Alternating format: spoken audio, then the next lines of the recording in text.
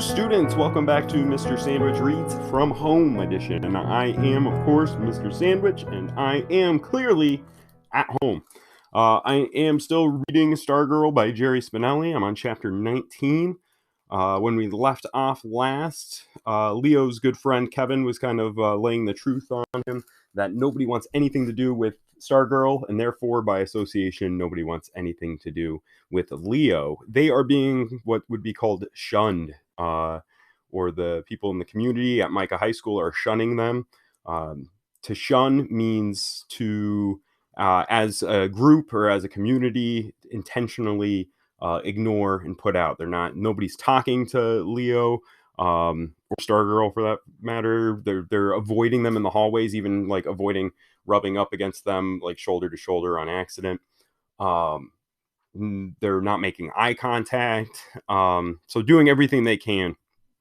And we're going to hear a little bit about that at the beginning of chapter 19. So that's when we left off, is this kind of realization placed on Leo that Stargirl, she's just being herself, is kind of his argument. But Kevin's like, yeah, exactly. This is who she is, and nobody wants anything to do with it. She was rooting for the other team at the basketball game when we were going undefeated, and people are holding that against her. All right, let's jump into chapter 19 of Jerry Spinelli's Stargirl. The Amish in Pennsylvania have a word for it. What's that? I said. Shunning. I was at Archie's. I had to talk to someone. Well, that's what's happening. The shunnee, so to speak, has gotten himself in Dutch with the church, so he's excommunicated. The whole community is in on it. Unless he repents, nobody speaks to him for the rest of his life, not even his family. What? That's right, not even his family. What about his wife? Wife, kids, everybody. His pipe had gone out. He relit it with a stick match. I believe the idea is to drive him away, but some stay, continue working the farm, having dinner. If he passes the salt to his wife, she ignores it. If the bishop had his way, the pigs and chickens would ignore him. It's as if he doesn't exist. I nodded. I know the feeling. We were on the back porch. I stared out at Senior Saguaro. He said, "Does it happen to you when you're not with her?" No, I said. At least I don't think so, but when I'm with her, I feel like it's aimed at me too. A small pipe cloud left the corner of his mouth. He smiled sadly. Poor dolphin, caught in a tuna net. I picked up Barney, the Paleocene rodent skull. I wondered if someone would be holding Cinnamon's head 60 million years from now. So what should I do? Archie waved his hand. Oh well, that's the easy part. Stay away from her. Your problem's kaput. I sneered. Great advice. You know it's not that easy. He did know, of course, but he wanted me to say it. I told him about the Valentine, the night in her driveway, the walk in the desert. The question that came to mind that then sounded silly, but it persisted. Do you believe in enchanted places? He took the pipe from his mouth and looked straight at me. Absolutely. I was confused, but you're a scientist, a man of science. A man of bones. You can't be up to your eyeballs in bones and not believe in enchanted places. I looked at Barney. I ran my fingertip along the hard line of his 2-inch jaw, rough like a cat's tongue. 60 million years in my hands. I looked at Archie. Why can't she be... He finished for me. Like everybody else? He stood up and stepped down from the porch onto the desert. For his backyard, except for the shed where he kept his digging tools, was the desert. Nature did the landscaping. I put down Barney and joined him. We ambled toward Senior Saguaro. Not like everybody else, I said. Not exactly, not totally, but Archie... I stopped. He stopped. I turned full face to him. My thoughts and feelings were a wild, conflicting jumble. After staring stupidly at him for a long time, I blurted, "She cheers for the other team." Archie pulled the pipe from his mouth, as if to better digest my words. He raised one finger in the air. He nodded solemnly. Aha, yes. We resumed walking. We walked on past the tool shed, past Senior Saguaro. Occasionally, I picked up a stone and flung it toward the purple maricopas.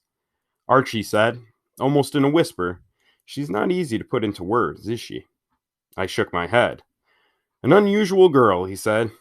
Could see that from the first. And her parents as ordinary, in a nice way, as could be. How did this girl come to be? I used to ask myself. Sometimes I thought she should be teaching me. She seems to be in touch with something that the rest of us are missing. He looked at me. Hmm? I nodded. He turned the mahogany bowl of his pipe upside down and rapped it with his knuckle. A small stream of ash spilled onto a thicket of dead mesquite. He pointed the pipe stem at me. You know, there's a place we all inhabit, but we don't much think about it. We're scarcely conscious of it, and it lasts for less than a minute a day. What's that? I said. It's in the morning, for most of us. It's that time, those few seconds when we're coming out of sleep, but we're not fully awake yet. For those few seconds, we're something more primitive than what we were about to become.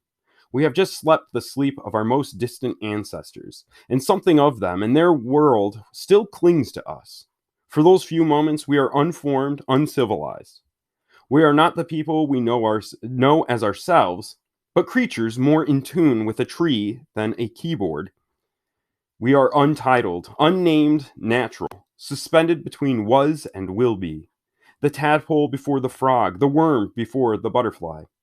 We are, for a few brief moments, anything and everything we could be. And then he pulled out his pouch and repacked his pipe. Cherry scent flew. He struck a match.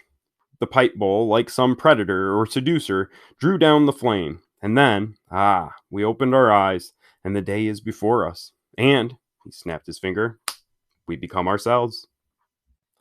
Like so many of Archie's words, they seemed not to enter through my ears, but to settle on my skin, there to burrow like tiny eggs awaiting the rain of my maturity, when they would hatch and I at last would understand.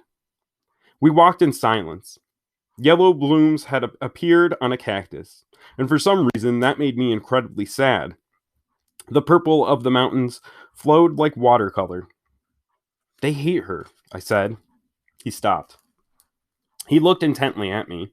He turned me around and we headed back. He put his arm around my shoulder. Let's consult Senior Saguaro. Shortly, we were standing before the derelict giant.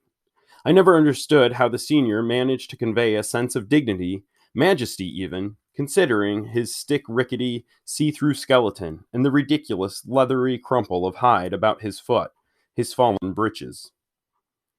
Archie always spoke to him with respectful formality, as to a judge or visiting dignitary. Good day, Senior Saguaro, he began. I believe you know my friend and charter member of the Loyal Order of the Stonebone, Mr. Borlock? He whispered an aside to me. I'm a little rusty, but I think I'll use Spanish now. He prefers it on delicate matters.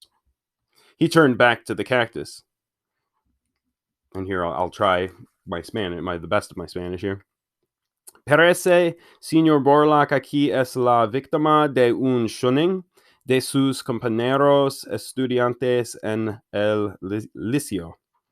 El objeto principal de shunning es la enamorada del Señor Borlaug, nuestra propia señorita niña estrella. Él está en búsqueda de preguntas. As Archie spoke, he looked up toward the elf owl hole. The elf owl hole. Now he turned back to me and whispered, I asked for questions. Questions? I whispered. What about answers? But he was turning from me, tilting his head toward the great cactus, his finger on his lips. Shh. His eyes closed. I waited. At last he nodded and turned back to me. The esteemed senior says there is only one question. What's that? I said. He says it all boils down to this, if I'm translating correctly. Whose affection do you value more, hers or the other's? The senior says everything will follow from that. I wasn't sure I understood the senior any more than I understood Archie half the time, but I said nothing, and I went home. In bed that night, the moonlight reached high tide under my chin. I realized that in fact I understood the question perfectly. I just didn't want to answer it. Okay, so kind of alluded at the end of chapter 18, and here we see it at the end of this chapter. that Leo's really put in a position where he's feeling the need to make the decision between his peers and being part of the social norm and the larger group, or kind of being himself, just him and Stargirl, and accepting that shunning. Um, doesn't want to answer that question. I think he knows the answer. What do you think that answer might be that he doesn't want to come to terms with? I'll leave you to decide that. One last thing I'll throw in here, because we have a nice character in Archie as a an older role model, and I like that Leo says, like, I forgot how he put it here, that when he raises, some of the things he says, he feels in his skin only to come up later.